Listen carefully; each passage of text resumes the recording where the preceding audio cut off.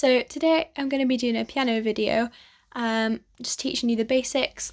Hopefully you'll have some sort of keyboard or something at home you can try it on, but if not, then save it, and when you next see a piano, maybe you can try some of the things. So to start off with, the piano has white and black keys. So for example, this note is called C, and then the black note next to it is C sharp, and then it's literally the same for the rest of the keys on the piano. So this next one is D, so the black one next to it is D sharp, and the one for here, this one's A, so the note next to it is A sharp. So that's the difference between the white and the black keys. The white keys are just the notes on its own, and then the black keys are usually sharps or flats, but that's for a different lesson. So to start off with playing the piano, the very first note at the bottom is A, and we literally just go up in the alphabet: A, B, C, D, E, F, G. And then when we get to here again, it starts again at A, B, C, D, E, F, G. Then it starts again at A. Can you see how this A, if we were to zoom in, looks exactly the same as this A? So that's why it's repeated, because it's literally just a pattern of notes. So A, B, C, D, E, F, G, A, B, C, D, E, F, G, etc. Usually when you start playing the piano, you start on middle C, which is just depends on the size of your piano, but whichever C is more or less in the middle. So in terms of music, when you're playing the piano, obviously the piano is quite a different instrument to any other instrument in the fact that you have to use both hands whilst you're playing, whereas usually a lot of instruments do use both hands, but you only have to read one line of music. So for piano, you have two different lines of music, so this line and this one. So the top one is the notes that you play with the right hand, so all of this will be just the music for the right hand at the top. And then the bottom one will be all the music for the left hand. Obviously when we're starting off, we won't play it at the same time because it's really hard to read at the same time, but eventually you'll be able to read them both simultaneously and be able to play them together. So this one is the right hand one. It's called the treble clef. So it just means that you need to play the notes that are on all these 5 lines with the right hand.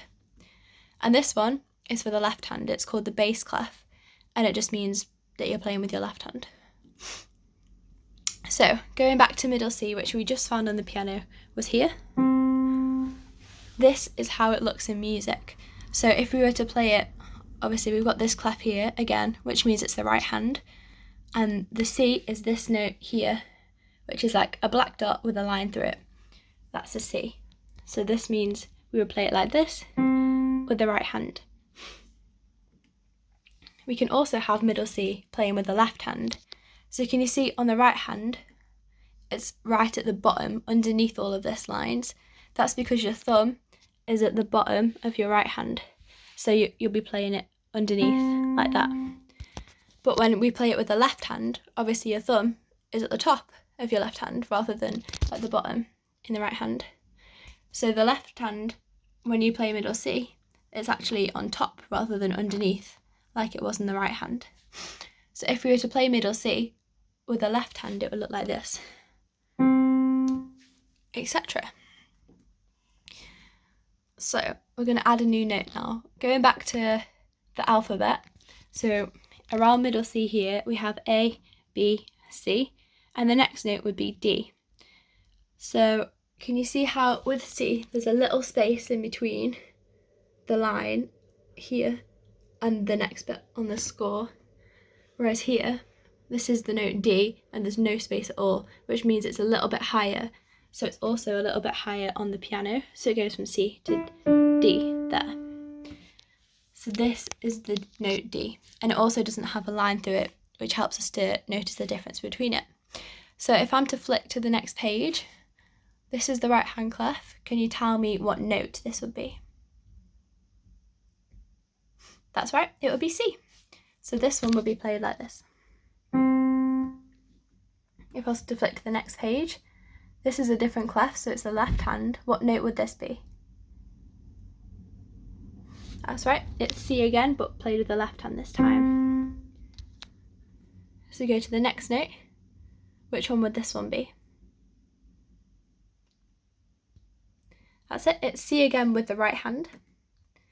What about this one? So this one's different, it doesn't have the line through it, and it's a bit closer to the score, which means it's a little bit higher than C.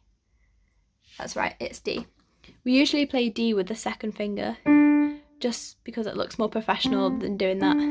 Instead we'll go C to D. So in music we also have the difference in note lengths.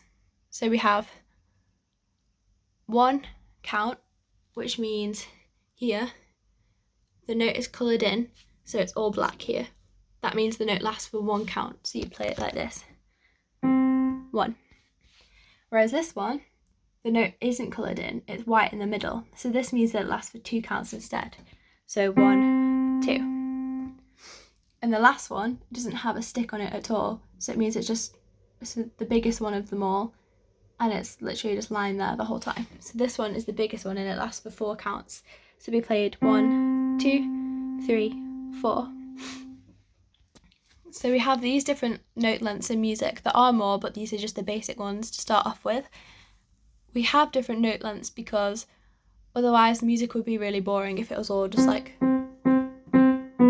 the same note length. We have it to add variety. So if I was to ask how long this one would last for, what would your answer be? That's right, it's 4. And what about this one?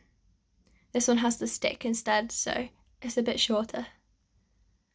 That's right, this one is 2 counts. And finally this one. This one's coloured in, which is the difference. This one is 1 count. So here you can see we have C and D written next to each other. How long would these last for? They're not coloured in, but they have a stick. They last for 2 counts each, and so on the piano, it will sound like this. 2, 1, 2. And then this is the next note up. So can you see we've got C underneath all the score, and it's got a line through it. And then we've got D a little bit higher. So the next one up would be this line here, which is E. Because obviously we've got C, D, and then E comes after D in the alphabet. So to play E, we actually use our third finger. That'd be C, D, E. As we have here. These all last for 2 counts because they're not coloured in. So this would sound like 1, 2, 1, 2, 1, 2. So we're going to have a go, we won't do this one, at playing this song just because most of you all know this song. So this song only has the notes E, D and C in, so the ones we've already covered. I'll do a quick demonstration. So for the very first bar, for example, we have the notes E at the start, and then D, then C, and then we go back up to D again. So E, D, C, D. So on the piano it'll sound like. And if we look, they're all black notes coloured in, which means they all last for 1 count each. So it would be. And you'll probably recognise this. I will leave the camera on the music whilst I play it through, and hopefully you can follow along with the notes as I play. Just change my grip. So that one's 2 counts. 2 counts.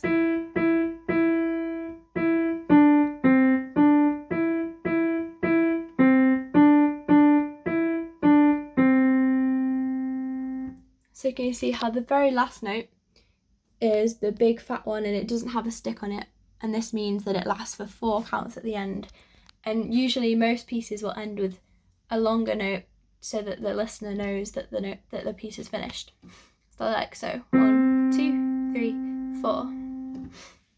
Was that play the song 3/4? Sorry, that was my echo, Amazon Echo. So yeah.